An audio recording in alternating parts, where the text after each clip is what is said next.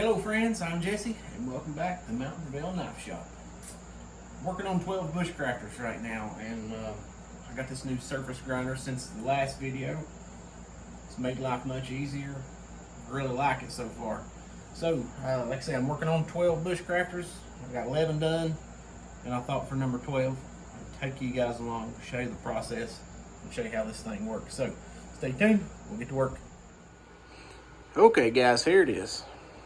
Here is my new Reader surface grinder. Give you a good little shot of it there.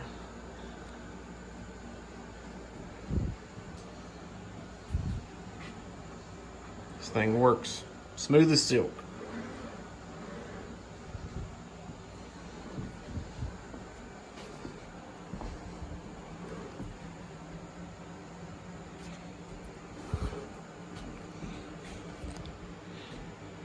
Little gauge here. If you're on the lever, when you're on the side, you got a lever. When you get it set where you want, just tighten it up. The locks are down good. Readerproducts.com. They make grinders too. A good bunch of guys, and I will tell you something. Of course, you guys know I've got the KMG TX grinder.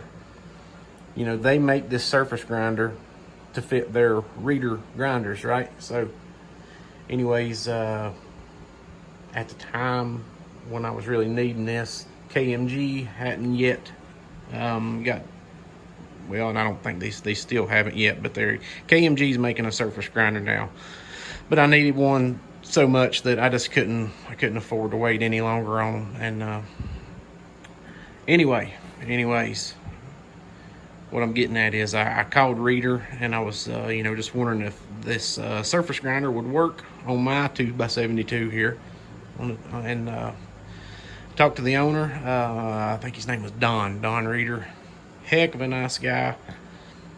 I called and talked to him. I actually ended up talking to him a few times, and he took some measurements and whatnot. And anyway, as you can see, the daggone surface grinder, I mean, it couldn't line up any better with my 10-inch wheel on the 2x72. So if you're wondering that, there you go. So I'll show you this too. You can use the surface grinder by itself without using the 10-inch wheel, and there's a hole right there. What goes in that is this 4-inch wheel. That way it's like a standalone attachment. You know, I don't got to use both. But the problem I had is, these 2x72 belts, they all got that tape joint in them, right? And it's just slightly thicker than the, there's a little bump in it. The wheel that come on the surface grinder here, shoot, I can't remember the exact term, but it's like, I don't remember. It's like a number 90 as far as the hardness goes in the rubber that these wheels are made out of. And pretty sure that my 10-inch wheel here is a 70. At the end of the day, what that means is got a softer rubber here than the harder one that come with the 4-inch wheel for the surface grinder.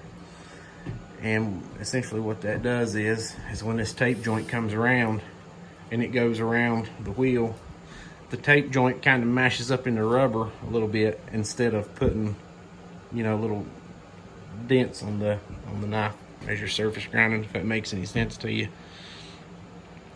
So anyways, it works so well with the 10-inch wheel that's how I'm using it. So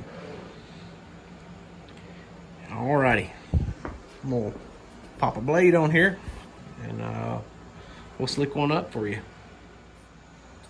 Alrighty, here we go. Knife number 12 going on. This is a magnetic chuck here, and like I said, you see I've got 4 magnets in it. And I guess there's some kind of super rare earth magnets or something, because they are stupid strong. When I bought this thing, I ordered the extra magnets with it, you know, because I really wanted to hold things on there tight. So I thought, as you'll see, like 4 magnets will mash your fingers just by themselves. So, and I actually even have to take a wrench and pry it off when it's done. So holds good, works good. That's what I'm trying to say. Alrighty, let's get to grinding. Alright, y'all, gonna kick things off here with a 120 grit ceramic belt from Preferred Abrasives. And I'll tell you, I think Preferred Abrasives is like the most underrated abrasive company there is, because these things are nuts. I've surface ground both sides of all 11 blades so far with the 100, with this one, with a single belt here, as far as, you know, starting them all with it. And like I say, a lot of times what grit you start with depends on how clean the knife is. And I'm starting out with a really clean blade here. You know, it come out of heat treat real nice. So 120 is grit's plenty to start out with. So okay, I'm gonna try to hold this camera and show you how I do things, and then once I get going, I'll put you on a tripod. So running her about 65-70%. You want to run them pretty, you want to run it pretty hard doing this. So here we go. Now what I do is run that in there till it barely clears. They get back here on the dial. I'm gonna try not to mess nothing up. I ease it in so I start getting some sparks.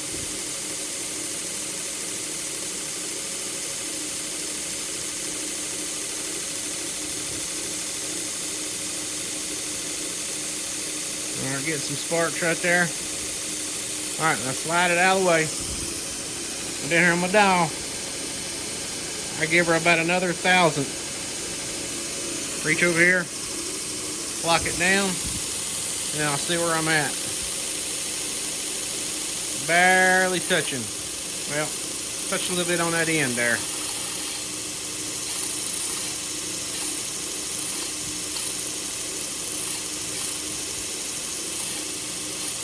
And like I say, usually do this really slow. You see, barely work that end off, right? Alright, so what I've been doing, I think the main thing with the surface grinder is you want to take really small bites with this thing, alright? So, I usually take it about 1,000th and a half per whack.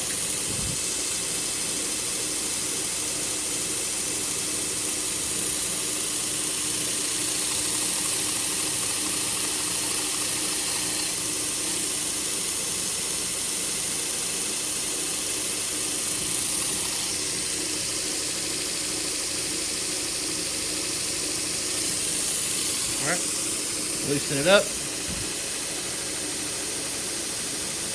Give her a little mustard there. Tighten it back. Hit it again.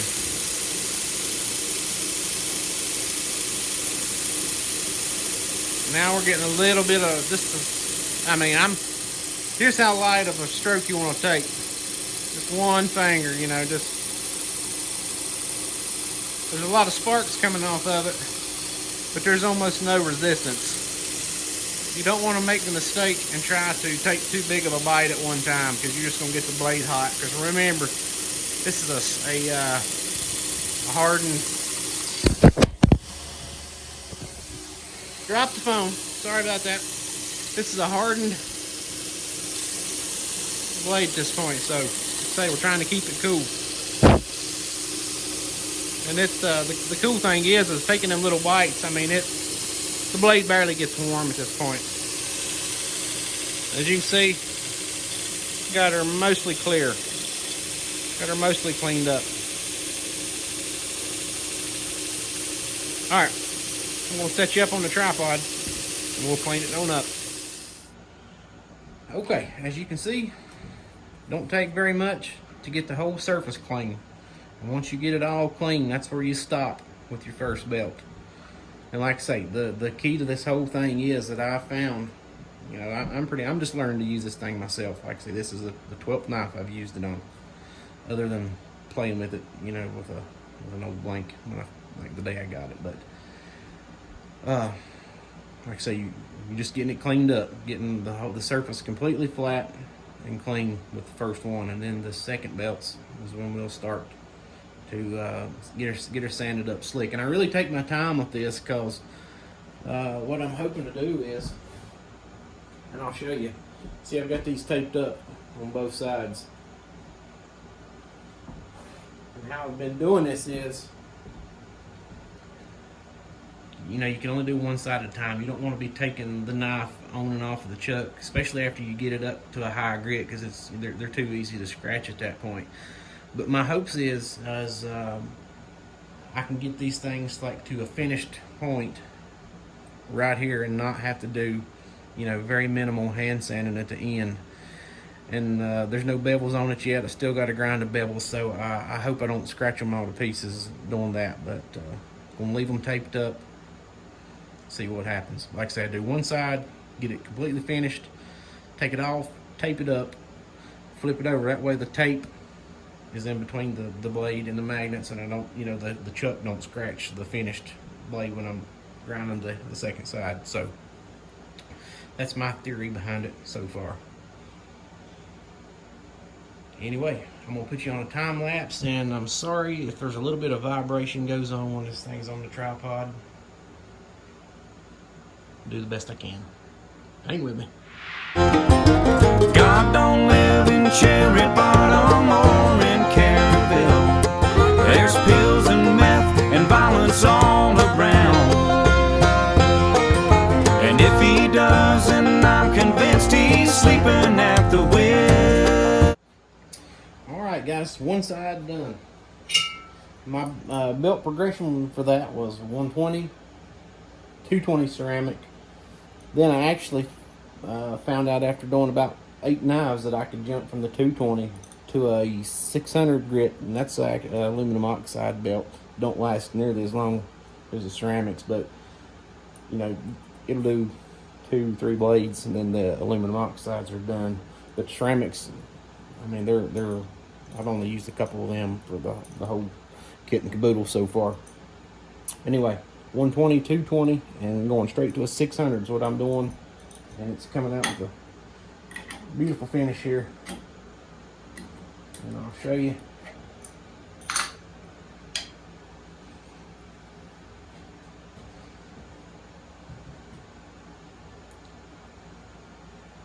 I mean, you just can't beat that. That is slick as a ribbon. But my hopes is, like I was saying earlier, is I hope that I can keep this thing this clean through the rest of the process, because I would be tickled to death with that finish on the end product, because it's, you know, it's beautiful satin right there. No scratches. Anyway, clean a little bit of junk off of it, tape it up, be right back. Alrighty, after I get the one side clean, just use regular old painter's tape, masking tape, and try to do a pretty good job of taping this clean side up. Like I say, hopefully this tape will keep that thing from getting scratched up.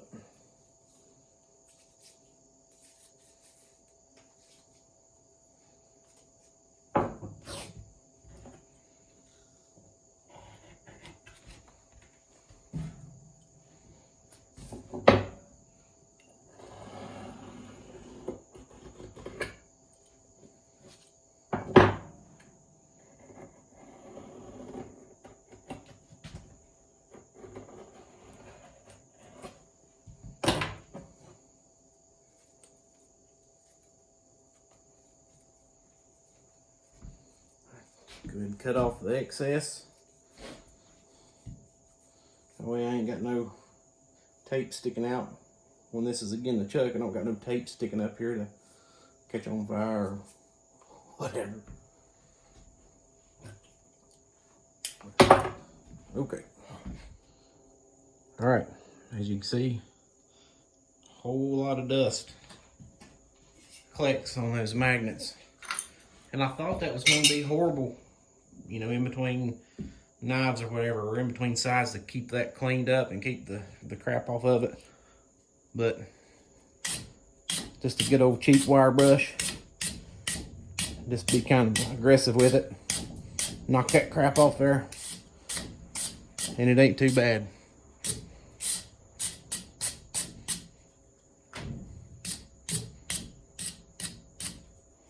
But you just want to make sure there ain't nothing gathered up right there anywhere that can hold, you know, keep the blade from being perfectly flat. Perfectly 100% flat. All right, tape side. Again, the chuck now. Try not to mash your daggone fingers.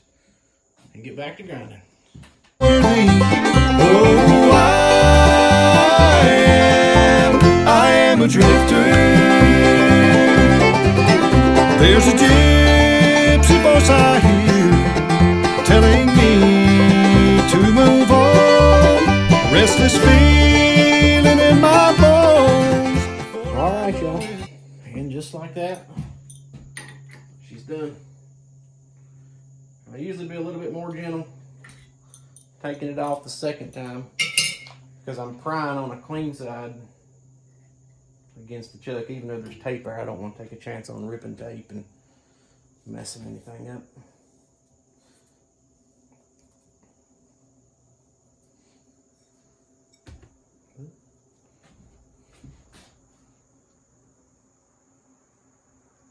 Clean, clean.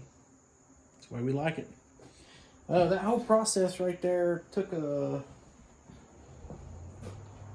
timed the one earlier and just kind of lollygagging around. Like I say, it really take your time, trying to take slow and easy bites so that you don't get no dips or humps, and the main thing, don't get the blade too hot. But like I say, I can do both sides in about 24 minutes or something.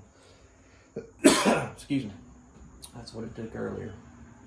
And like I say, I'm using 3 belts per side, and the first several I did, the first half a dozen or more, I was using like 5 belts. I was using the 120, then a 180, then a 220, then a 400, then a 600. So, but then, you know, it's taking so daggone long, I figured out that I could skip the 180 and skip the 400 and come out with the same end result. It didn't, and it was much faster. Just a lot of belt swaps going on there. And that leads me to this. I will tell you, this is for the first time I found something that I do not like about the KMG. The very only thing, and it's, you know, usually not an issue, but you change belts so many times when you're surface grinding. That the TX has got this ratcheting system to put tension on the belt, and all these belts are not exactly the same. And you know, the floppy J-Flex belts got a lot more flex to them than like the harder back. You know, these are the lower grits, and you know, sometimes I got to loosen up 10-inch wheel and slide it in and out like 1/8 an inch or something, just to get this thing to catch where it's the right tension. And it can be a little bit of a pain in the butt when you're changing them so often. But I kind of missed the spring system or the gas shock system in one of my old grinders, but no big deal, no big deal. And I will tell you, you can operate this thing in the vertical position, but it's son of a gun's heavy, so you don't want to do that. You're better off to just throw sparks across the shop. So anyway, just thought I'd tell you that. All right, guys, got the other side taped up. Hopefully, don't get them scratched up this way. we'll see how it goes. But anyway, that is how I am surface grinding my blades at this point in time in my life. Thanks for joining me for another video here. Thanks for watching. I'd love it if you would share this video with your friends. If you like what I'm doing here, think it's cool, whatever, want to watch. You know, I have all intentions of making a lot more videos more often, and we'll see how it goes. I'm gonna do my best. Anyway, hit that subscribe button, hit the notification bell so you'll know when I post more videos. And give me the thumbs up, leave me a comment and all that good stuff, and I certainly would appreciate it. And until the next time, y'all keep them sharp.